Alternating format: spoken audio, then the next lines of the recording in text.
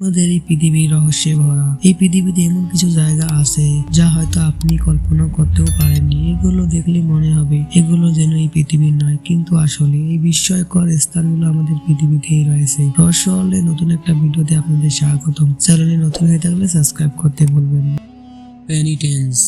যখন আমরা কোনো জঙ্গলের কথা চিন্তা করি তখন আমাদের মনে ভেসে ওঠে বড় বড় গাছ, পাখির ডাক এবং নানা রকম বন্য প্রাণীর কথা। কিন্তু প্রকৃতিতে এমন কিছু বিস্ময়কর জিনিসও আছে যা আমাদের অবাক করে দেয়। আমাদের পৃথিবীর প্রায় সব জঙ্গলেই ঘন গাছপালায় ঢাকা, কিন্তু এমন একটা জঙ্গল আছে যেখানে শুধু বরফের তৈরি সুউচ্চ শিলা দেখা যায়। এগুলোকে পেনিটেন্স বলা হয়। এগুলো সাধারণত পৃথিবীর উচ্চ পর্বতমালায় পাওয়া যায় এবং লম্বায় প্রায় 16 ফুট পর্যন্ত হতে। এগুলোর আকর্ষণীয় বিষয় হলো সূর্যের দিকে মুখ করে থাকা এই বরফের স্তরগুলো ধীরে ধীরে গলে যায়। বিজ্ঞানীরা 1800 সালের দিকে প্রথমবারের মতো এই পেনিটেন্সের আবিষ্কার করেন।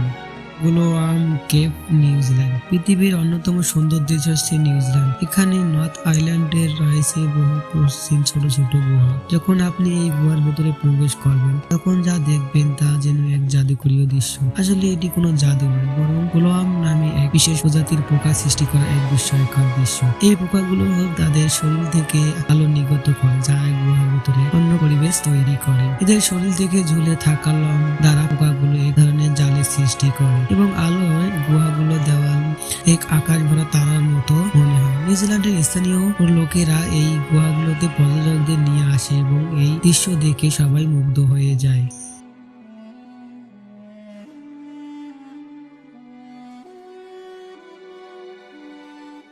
The web, Arizona. এই বিস্ময়কর জায়গাটি যাওয়ার জন্য আপনাকে বিশেষজ্ঞ অনুমতি নিতে হবে। প্রতি বছর মাত্র 20 জন মানুষ এখানে প্রবেশের অনুমতি পায়। আমরা যে স্থানটির কথা বলছি সেটি দ্য ওয়েব নামে পরিচিত এবং এটি অ্যারিজোনাতে অবস্থিত।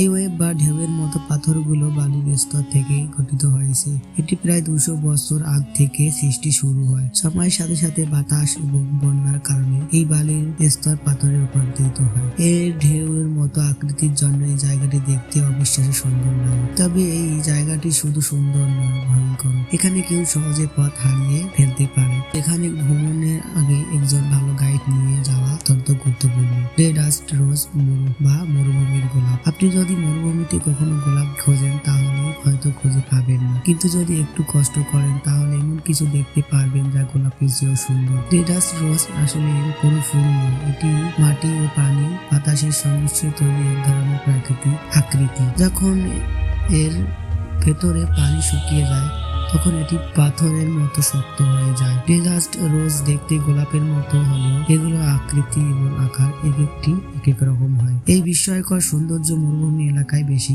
দেখা যায়। সবাই ভালো থাকবেন, সুস্থ থাকবেন। আল্লাহ হাফেজ।